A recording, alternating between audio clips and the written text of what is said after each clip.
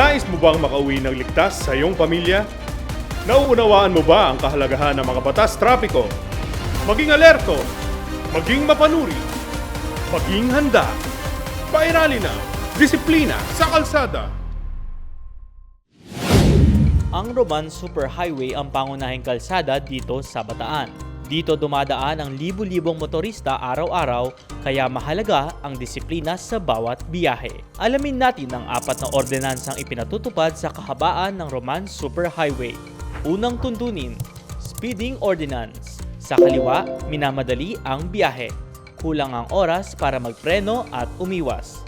Sa kanan, sumusunod sa itinakdang bilis sa Roman Superhighway. Public Vehicles, 40 hanggang 70 km kada oras. Private Vehicles, 60 hanggang 80 km per hour. Trucks, 40 hanggang 50 km per hour. Motorcycles, 40 hanggang 60 km per hour. Ikalawang tuntunin, Keep Right Except to Overtake Ordinance. Sa kaliwa, ang mabagal na sasakyan ay nagdudulot ng trapiko at peligro.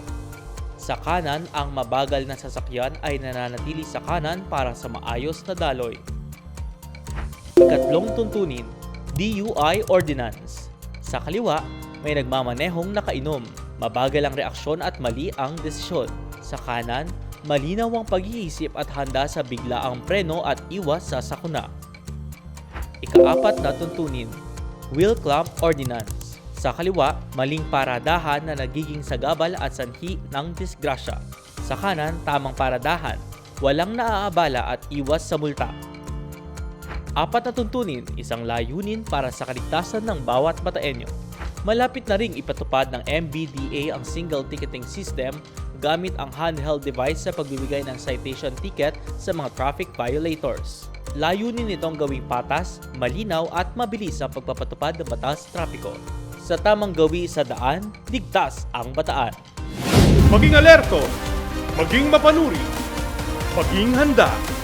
Pairali na, disiplina sa kalsada.